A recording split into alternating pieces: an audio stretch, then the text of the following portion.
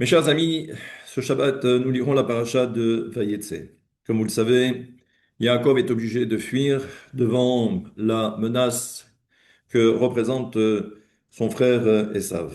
Et donc, il décide d'aller à Haran. Simplement, comme vous le savez, au tout début de la paracha, nous savons que Yaakov a dormi dans un endroit où il fait un rêve.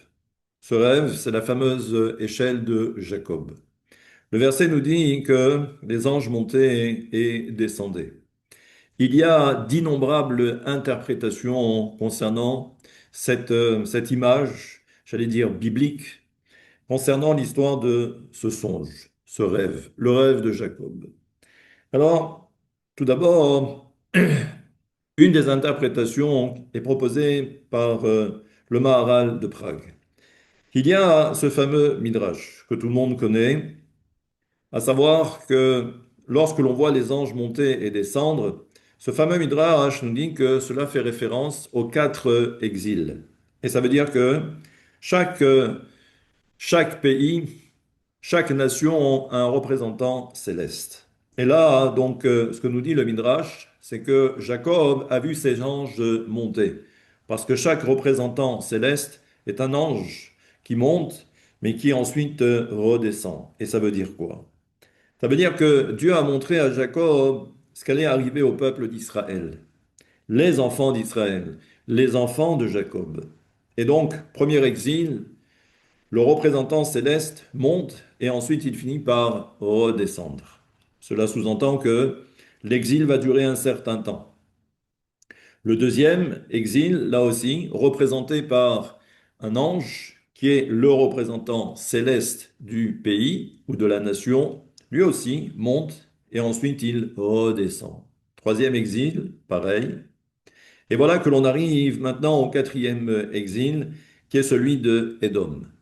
Et là, Jacob s'aperçoit que le représentant céleste de Édom, donc le quatrième exil, monte, monte, monte, et il continue de monter, de gravir les différents échelons, les différents barreaux de cette échelle. Mais Jacob commence, je ne veux pas dire à s'impatienter, mais plus exactement, Yaakov commence à prendre peur. Et là, il ne voit pas justement l'ange en question ou le représentant céleste redescendre. Et là, il faut que Akadosh Baruch Hu intervienne et dise à Jacob, ne t'inquiète pas, même s'il arrive jusqu'à moi, je le ferai redescendre. C'est assez surprenant et c'est pourquoi le Maharal de Prague pose la question. Et il dit, mais concernant les trois premiers exils, il y a un début, il y a une fin.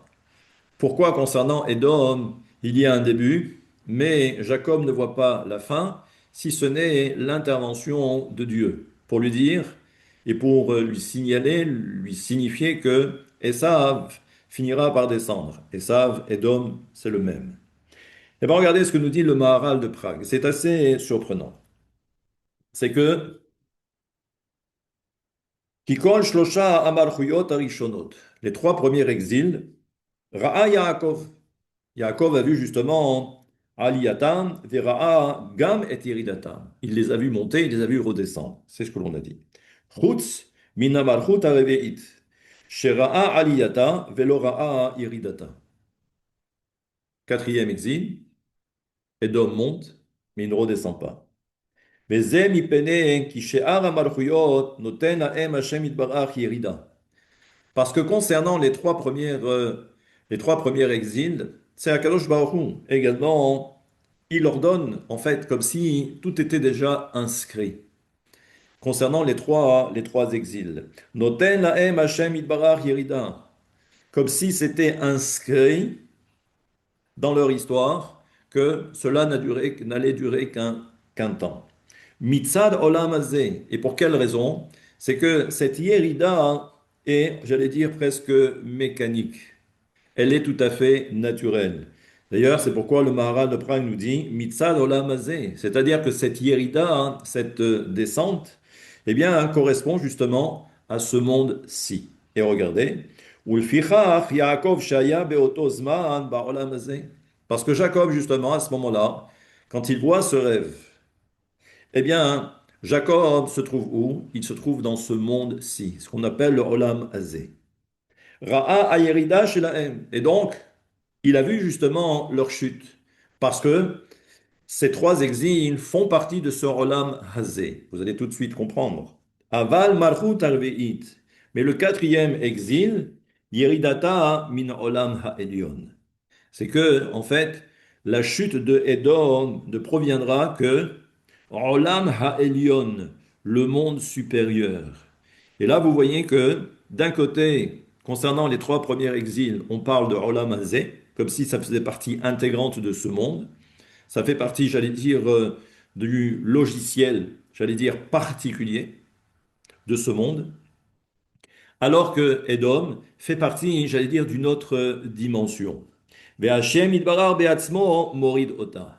Et on va voir que c'est Dieu lui-même qui va faire descendre Edom. Contrairement aux trois premiers exils, où tout naturellement, ça monte, mais ça descend. Par contre, Edom, il faut l'intervention de Dieu. Mais l'écart, l'ora à Yaakov. Et c'est pourquoi Yaakov, qui se trouve dans ce monde, dans ce Olam Hazé, eh bien, il ne voit pas à quel moment Edom va tomber, parce qu'en fait, ça ne dépendra que de Dieu. Encore une fois, on est dans une autre dimension. Chez Uba Olam Hazé, Yeridat Amalchut, Velo yeh Yeridata, Rak al yede Melech Hamashiach. Et ce que nous dit donc le Maharal de Prague, c'est que Edom finira par tomber grâce à qui? Grâce à Melech HaMashiach, grâce au Mashiach. Asher ma'alato madrigato min olam ha'elyon. Pourquoi? Parce que seul Mashiach proviendra lui aussi de cette dimension supérieure que l'on appelle Olam ha'elyon. C'est ce que nous enseigne ici donc le Maharal de Prague. Pour essayer de comprendre pourquoi cette différence entre les trois premiers exils et le dernier exil qui en fin de compte est très particulier. Et là, ce que nous dit justement les Chachamim, c'est que la chute de Édom, elle ne fait pas, ou elle fait partie, j'allais dire, intégrante du temps. Comme si, en fin de compte, et nous le savons, c'est que lorsque Dieu crée l'univers, il y a un début et il y aura une fin. D'ailleurs, c'est pour cette raison que, et vous l'avez bien compris, c'est que si le Talmud nous dit que le monde a une existence de 6000 ans, c'est que le temps est contenu à l'intérieur de cette création. Mais ce qu'il faut comprendre, c'est que Édom, lui aussi, fait partie intégrante de cette création. Comme si, en fin de compte, il était, j'allais dire, au même niveau que le temps lui-même. Et donc, lorsque le Maharal de Prague nous dit qu'il fait partie d'une dimension supérieure, d'un monde au-dessus, suprême, céleste, supérieur, eh bien, ça veut dire que là, c'est quelque chose qui est totalement différent. Édom. D'ailleurs, si vous le savez, si vous comprenez bien, hein, c'est que cette histoire entre Esav et Yaakov, d'après la mystique, nous savons que Esav est supérieur en réalité à Yaakov, ne serait-ce que sur le plan chronologique. Et ça veut dire quoi? Vous savez que, et on avait eu l'occasion d'en parler à plusieurs reprises, c'est que lorsque Dieu crée l'univers, à un moment donné, il y a ce qu'on appelle Shvirat HaKelim. Il y a eu ce qu'on appelle la brisure des vases. Et ça, c'est incontournable pour comprendre l'histoire du peuple d'Israël, mais également comprendre l'histoire de l'humanité, le monde en lui-même. Et nous savons que après cette brisure, Akadosh Baruch Hu va créer un ordre nouveau. Il va y avoir ce qu'on appelle Olam Hatikun, le monde de la réparation. Si le monde de la brisure fait référence à Esav, le monde du Tikkun, la réparation, eh bien, ça va dépendre de Yaakov. Mais sur le plan chronologique, eh bien, nous voyons que, eh bien, Esav est supérieur. Il est supérieur et tout le travail de Yaakov, ça va être justement d'être métaken, c'est de réparer, eh bien, ce qui a été cassé, tout en sachant que c'est là où on voit apparaître le principe des étincelles divines. Et tout le but, c'est justement de récupérer toutes ces étincelles. Mais toutes ces étincelles, eh bien, il va falloir ensuite les récupérer et ça va prendre un certain temps, comme si ça faisait partie du logiciel. Edom fait partie du logiciel. Tant qu'il y a des étincelles, ça veut dire que il va falloir justement récupérer toutes ces étincelles. Mais pour ce faire, il va falloir arriver jusqu'à la fin de l'histoire. Et depuis le moment de la création du monde et jusqu'à la fin, jusqu'au sixième millénaire, et plus particulièrement avec Mashiach, eh bien c'est là où on aura terminé tout le travail et on aura récupéré toutes ces étincelles divines qui se trouvent justement chez Édom. Donc Édom, c'est une autre histoire. C'est tout à fait différent. Et donc c'est pourquoi, eh bien, que Mashiach pourra ensuite, parce qu'il est du même niveau, c'est que lui qui pourra récupérer toutes ces étincelles divines. Ce que nous fait remarquer également cette paracha, c'est que nous savons que l'échelle représente l'homme lui-même. Et une échelle, par définition, et comme vous avez pu le voir, c'est que sur cette échelle, il y a des anges qui montent et qui descendent.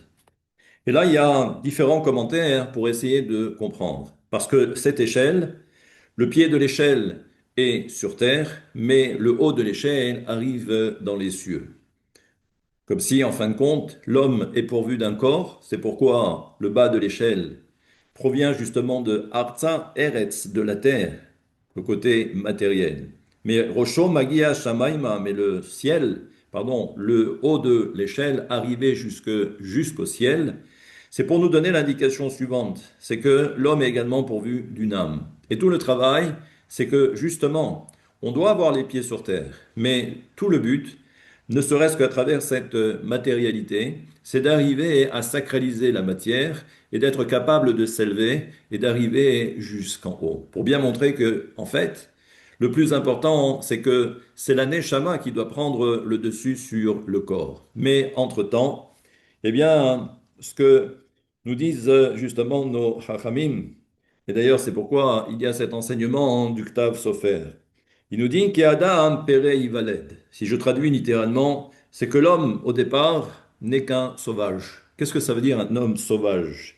Veyesh be'ado yashim nafsho. Et c'est pourquoi l'homme a l'obligation justement de parfaire son âme. Oler mi madrega les madrega. Et l'homme doit monter de niveau en niveau. Ad shemagbia atzmo yoter mi malaché asharet.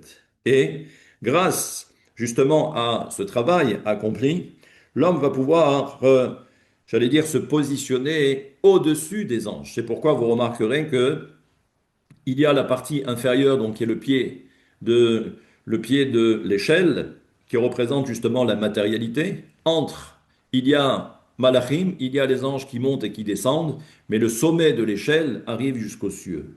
Comme pour dire que, certes, les anges, si l'homme est matériel, alors oui, les anges seront au-dessus de l'homme.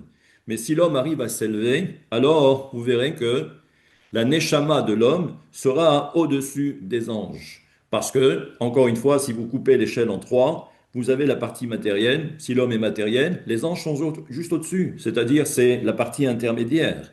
Mais si l'homme est capable de se dépasser, alors oui, son âme peut arriver jusqu'en haut de l'échelle, et vous verrez que si on est en haut de l'échelle, les anges sont juste en dessous. Et donc, en fait, c'est ça tout le travail. Vaïnu sulam utsavartsa, zeha adam. Et c'est ça justement. Cette échelle représente l'homme. Et l'homme a tous les pouvoirs, entre guillemets. C'est-à-dire qu'il a tous les atouts. C'est-à-dire que Dieu a mis entre ses mains ce potentiel. Il va falloir qu'il puisse exploiter ce potentiel. Techilato hem gevoim imenu. Donc c'est vrai, les anges sont au-dessus. Mais lorsque l'homme se dépasse, eh ben, l'homme est au-dessus des anges. Et donc ça, hein, c'est ce qu'il faut comprendre. Et là aussi, il y a également quelque chose de particulier. C'est que, n'oublions pas, c'est que Jacob maintenant va, entre guillemets, commencer sa vie, ou une nouvelle vie. Une vie où il y aura beaucoup d'épreuves. Il va se retrouver à Haran, et vous connaissez la suite. C'est-à-dire que toutes les parachiotes qui vont suivre, nous voyons que Yaakov va beaucoup souffrir.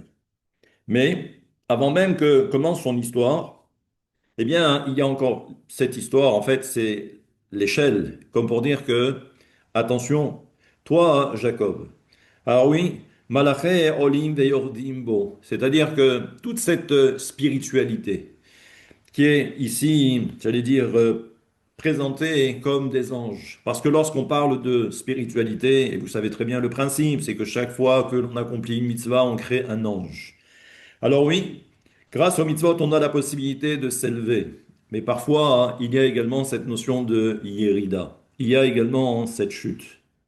Alors, toute la question, c'est de dire à l'homme, et c'est peut-être ça le message que la Torah va transmettre à Jacob, et à travers Jacob, notre histoire personnelle. Des fois, nous sommes pourvus justement d'une intention particulière. On veut bien faire les choses. Et des fois, on monte, on monte, on monte, on monte. Et malheureusement, la Yérida est également présente. Toute la question, c'est, et lorsque l'homme chute, lorsque l'homme est entre guillemets en déclin spirituel, eh ben, le Yetzirah, lui, sa seule intention, c'est justement de créer en l'homme, eh bien, cette notion de Yehush. Le Yehush, c'est le désespoir. C'est de se dire, eh ben, en fin de compte, je vois que chaque fois, j'essaye de faire de mon mieux pour pouvoir monter, de gravir les échelons, pour arriver sur le plan spirituel, bien évidemment. Et des fois, malheureusement, la chute est vertigineuse. Alors, c'est vrai que l'homme pourrait être j'allais dire, dans un moment de faiblesse où eh ben, le désespoir le guette. Eh ben, c'est pourquoi justement ce que nous dit justement cet épisode biblique à travers cette échelle, c'est de dire à l'homme, attention, Hachem Nitzav Alav, c'est que au-dessus de l'échelle, il y a toujours Nitzav Alav, Dieu est toujours présent. Et ça veut dire que même si un juif tombe, Akadosh Baruch Hu, il est toujours là. Et il fera en sorte que ce juif, à un moment donné de sa vie, de son histoire, il finira par remonter. Pour terminer, là aussi, un autre enseignement par rapport à cette échelle, c'est que la valeur numérique du mot soulam, comme le dit le Baal HaTurim, c'est mammon. Mammon, c'est l'argent. Et nous savons que parmi les trois patriarches, Jacob représente, si vous le savez, dans le fameux schéma Israël, où il dit que on doit aimer Dieu de tout son cœur, on doit aimer Dieu de toute son âme, et on doit également aimer Dieu de tous ses moyens, ou par tous ses moyens. Eh bien, ces trois sont représentés par les patriarches. Bechol levavra, de tout son cœur, ça c'est Abraham. Bechol nafshecha, de toute son âme, c'est Yitzhak. Yitzhak était prêt à se sacrifier, c'est-à-dire qu'il a accepté sur lui d'être sacrifié par son père, donner son âme pour Dieu. Mais Odecha, c'est l'argent, c'est le mammon. Mammon, valeur numérique, c'est soulam, comme le dit encore une fois le Baal HaTurim. Jacob, c'est celui qui va également s'enrichir à la fin. Mais ce qu'on ne doit pas oublier, c'est que l'argent, il y a deux aspects. Soit l'homme a la possibilité de s'élever par l'intermédiaire du matériel, c'est-à-dire que l'argent, c'est faire la tzedaka et ainsi de suite, c'est-à-dire réaliser de bonnes actions pour permettre à autrui qui est dans l'adversité, c'est de lui apporter notre soutien, soutien matériel. Grâce à cela, l'homme a la possibilité de s'élever.